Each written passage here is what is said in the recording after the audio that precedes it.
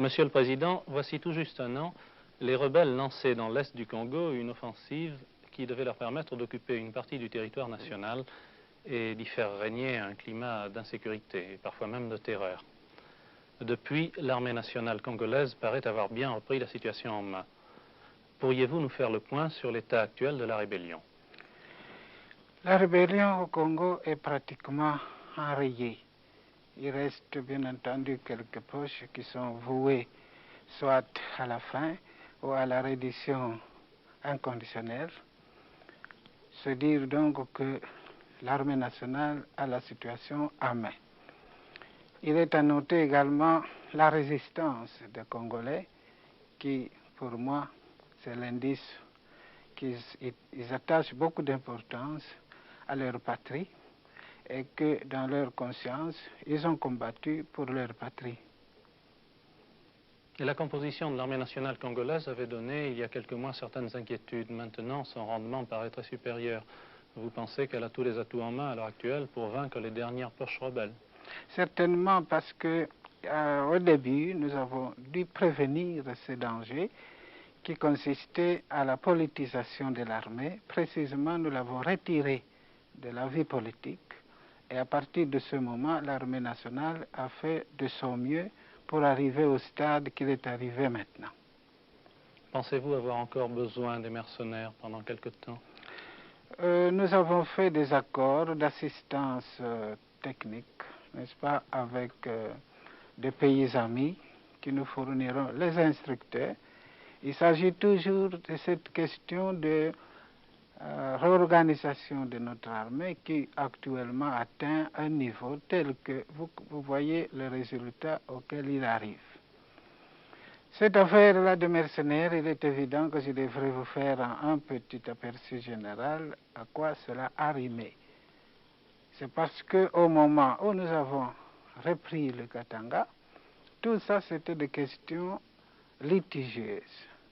Nous avons dû prendre le dossier en main pour régler cette situation définitivement, mais il se peut qu'à ce moment-là, la rébellion avançait, n'est-ce pas, à pas de géant, précisément parce que nous avons arrêté les opérations pour favoriser la réconciliation nationale. Entre-temps, nous n'avions pas encore signé des accords avec ce pays ami pour des cas semblables, qu'il s'agisse de guerre ou bien de la rébellion. Alors, à ce moment-là, il fallait bien utiliser ce qu'on avait entre les mains. Et maintenant que la rébellion est terminée, n'est-ce pas, nous envisageons d'autres solutions beaucoup plus conformes à des situations normales. Vous allez bientôt entreprendre, Monsieur le Président, un voyage de plusieurs jours à travers l'ensemble du pays. Quel est le but de ce voyage? Le but de ce voyage, comme vous avez pu le remarquer, c'est d'apporter le réconfort moral et matériel à ces populations qui ont bien mérité par leur résistance contre la rébellion. Et bien entendu, nous avons beaucoup de responsabilités sur ces populations. Il est tout à fait normal que le chef de l'État les visite le plus régulièrement possible. Si auparavant il n'y a pas eu de possibilité de les visiter, c'est précisément parce qu'il fallait tenir d'abord le coup d'un côté. Quand on est sûr de l'autre, on peut alors se déplacer pour aller assurer l'autre côté. Vous avez vu ce qui s'est passé. Il fallait bien que nous nous maintenions d'abord dans la capitale pour former un noyau de résistance qui était solide et qui s'est répandu dans la province. Maintenant, il est possible que nous nous déplacions pour visiter ces populations. Vous allez donc vous rendre plus particulièrement dans des régions récemment libérées. Est-ce que vous pensez qu'il y a là-bas toute sécurité? D'abord, nous visitons les régions qui ont été libérées et ensuite, nous visiterons également les populations qui n'ont pas subi l'influence de la rébellion. Parce qu'ici, il faut apporter aux uns comme aux autres la sollicitude du gouvernement. Et là, en ce qui concerne la sécurité, le militaire ne se demande pas s'il y a sécurité ou pas sécurité, il doit remplir sa mission, il n'y a rien à faire, on y va. Les élections qui se sont déroulées au mois d'avril, Monsieur le Président, semblent démontrer, bien que leur résultat n'ait pas encore été proclamé, le désir du peuple congolais de retrouver une certaine stabilité politique et même une véritable unité nationale. Comment voyez-vous l'avenir politique du Congo après ces élections? Après ces élections, c'est l'étape cruciale pour nous, pour passer du moment qu'on appelle le temps de croissance à la stabilité réelle. C'est-à-dire qu'auparavant, on avait ce qu'on appelait la loi fondamentale qui prêtait à tout commentaire comme à toute protestation. Maintenant, les Congolais ont fait leur constitution de leur façon et adaptée à leurs mœurs. Cette constitution a prévu justement ces étapes qui viennent de se dérouler normalement à partir de la promulgation plutôt de référendum, promulgation, maintenant les élections se passent, on va installer toutes les institutions nationales et pour nous c'est le commencement d'une stabilité beaucoup plus importante que ce que nous avons vécu jusqu'à maintenant. Il faut bien faire ce qu'on appelle des restrictions parce que des pays plus vieilles que nous ont connu encore l'une ou l'autre chose au cours de leur vie, mais ce qui compte, c'est la vie générale. Quand la vie générale peut offrir le maximum de garanties pour la sécurité de tout le monde, on peut considérer que ce pays a atteint la stabilité politique désirée. Que pensez-vous de l'action du président Tshombe depuis qu'il est Premier ministre, c'est-à-dire depuis bientôt un an? Nous avons formé ce qu'on appelle un gouvernement de transition, qui a assuré sa mission, qui était la relance économique, la pacification du pays et la préparation des élections. Ce programme va avoir touché sa fin et nous continuons parce que tout ce que nous sommes en train de faire maintenant, tout ça est prévu par la loi. Nous ne pouvons plus maintenant nous permettre de nous écarter des lignes qui ont été faites par la Constitution. Les prochaines élections présidentielles qui doivent avoir lieu en principe dans quelques mois, comptez-vous vous représenter ou pensez-vous que le président Tshombe présentera lui aussi sa candidature? En ce qui me concerne, il est évident que je représenterai ma candidature. Pour la seconde partie de votre question, je ne sais pas répondre à la place d'un autre. Le Congo, Monsieur le Président, est un des États les plus riches d'Afrique en ressources naturelles. Pourriez-vous nous parler de la situation économique actuelle et de la position du gouvernement congolais en ce qui concerne les investissements étrangers et les garanties qui leur sont accordées? Ce qui est à faire remarquer d'abord, c'est que malgré l'agitation des rebelles, l'économie congolaise a tenu quand même debout. Il s'agit de remettre tout ce qui a été détruit par les rebelles en marche. Tout va continuer. J'ai constaté évidemment en province, comme à Léopoldville, cette bonne volonté de recommencer le travail, quoi qu'il en coûte, sans beaucoup trop se retarder à regarder le passé ou ce qu'on a eu. Ce qui est à noter, c'est que nous ferons un petit temps pour la remise en ordre de ce que les rebelles ont détruit. Mais les investisseurs ont maintenant une raison de plus, si vous voulez, une garantie de plus, que nous pouvons donner les garanties qu'ils désirent. Bien entendu, tout dépend parce que je sais que depuis que nous sommes indépendants, on n'a pas cessé. Il y a eu un moment où on a cessé d'investir, mais à partir de 62, on a recommencé les investissements. Ça continue jusqu'à maintenant et nous avons beaucoup de gens qui sollicitent pour investir au Congo et c'est un bon signe. Là, comme je faisais remarquer, il lui fallait évidemment que d'autres commencent parce que tout ça c'est relatif. Il y en a qui croiraient que l'investissement au Congo est impossible, tandis que d'autres, enfin les idées sont partagées de telle façon qu'il y en a qui font beaucoup de confiance au Congo et ils viennent, d'autres relatif, ils ne viennent pas encore, mais nous espérons que tout le monde viendra parce que ce qui est humainement possible à promettre comme garantie, nous l'avons fait et la Constitution l'a fait également. Le 26 mai dernier, Monsieur le Président, Monsieur Tshombe signait à Abidjan un accord qui fait du Congo un partenaire de l'Organisation commune africaine et malgache. Excusez-moi, Monsieur le Président, il faut changer de chargeur. Je vous reposerai la question.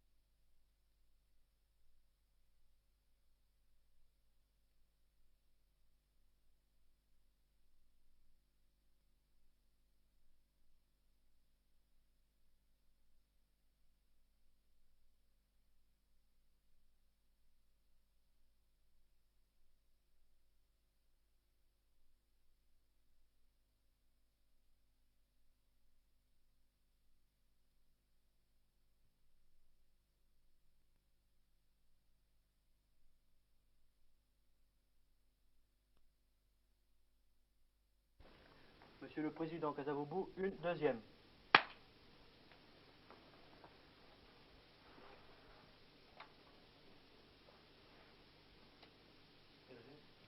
Monsieur le Président, Monsieur Moïse Tshombe, le 26 mai dernier, a signé à Abidjan un accord qui fait du Congo un partenaire de l'Organisation commune africaine et malgache, l'OCAM. Cependant, le Congo fait toujours partie de l'OUA. N'y a-t-il pas incompatibilité entre ces deux positions? Il n'y a aucune incompatibilité. Au contraire, l'OUA renforce, veille à ce que la charte de l'OUA soit respectée. Il se fait que beaucoup de pays ont montré, beaucoup de pays africains. Monsieur le Président, une troisième. Monsieur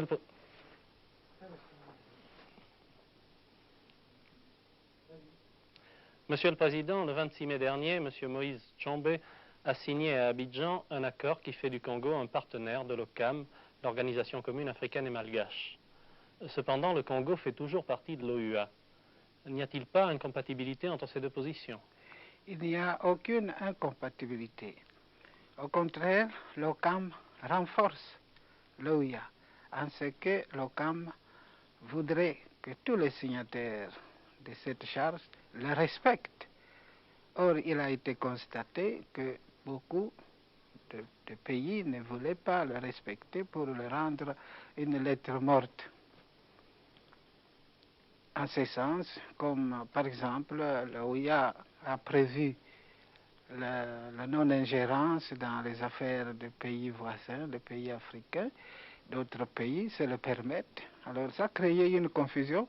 Il fallait une réaction de ceux qui veulent vraiment la ligne droite, le bon chemin, pour que les choses soient remises en place.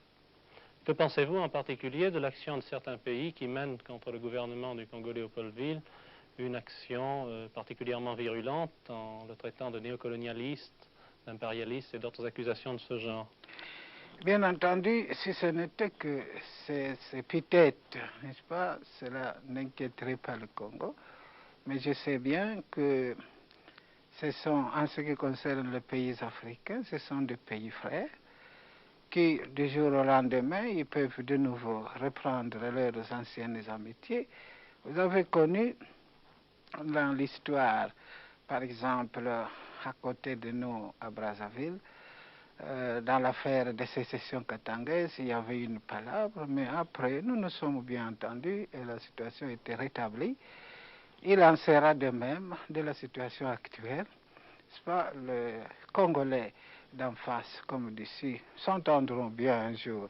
Seulement, ce qui craignent, c'est que si c'est un mouvement en dehors du pays, alors ça c'est différent, il faudra alors trouver une autre solution. Parce que nous autres, nous entendons résoudre ce qu'on appelait le problème à la solution Bantou. Si ce n'était bien entendu que les Africains eux-mêmes, si ce n'était que les Congolais eux-mêmes de deux faces. Mais s'il y a d'autres histoires en dehors de cela, ça c'est une autre affaire. Alors il faudra envisager une solution particulière. Que pensez-vous justement de la présence de nombreux Chinois à Brazzaville et de l'arrivée d'armes? Enfin, je ne les ai pas comptés, moi, ni savoir combien d'armes ils ont reçues. Évidemment, ce n'est pas un pays chinois d'abord, ce sont des Congolais qui sont là. Si les étrangers veulent faire autre chose à Brazzaville, ça nous traiterons la question différemment. Comme je vous ai dit tantôt, quand il s'agit de Congolais, ils sont nos frères. Nous nous entendrons bien un jour. On peut se chamailler dans la famille, ça ne crée pas de problème.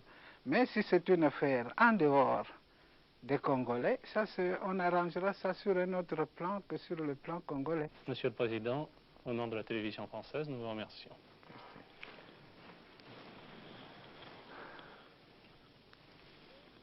Puis-je vous poser encore une question, Monsieur le Président, concernant Monsieur l'abbé Youlou, président de la République du Congo-Brazzaville. Monsieur le Président, Monsieur l'abbé Fulbert Youlou, ancien président de la République du Congo-Brazzaville, qui se trouve ici à la suite de son évasion du 15 mars, vient d'être hier condamné à mort par un tribunal du gouvernement de Monsieur Massamba Deba. Que pensez-vous de cette condamnation? Il faut, de nouveau, comme j'ai dit, nous avons toujours respecté la souveraineté de chaque pays. Chaque pays pouvait faire ce qu'il voulait de son régime, etc. Mais malheureusement, comme nous vivons tous sur la même planète, il y a toujours des répercussions. Ce qui est certain, c'est que Youlou a demandé asile au Congo. Ici, nous l'avons accepté. C'est l'humanité qui exige, n'est-ce pas, cette mesure pour la protection de quelqu'un qui n'est plus chez lui ou qui juge qu'il n'est plus en sécurité chez lui. Nous l'avons accepté, mais nous n'avons pas à juger ce que les autres font chez eux, comme nous demanderons également qu'on ne juge pas ce qui se passe chez nous. Nous sommes souverains au même titre que les autres.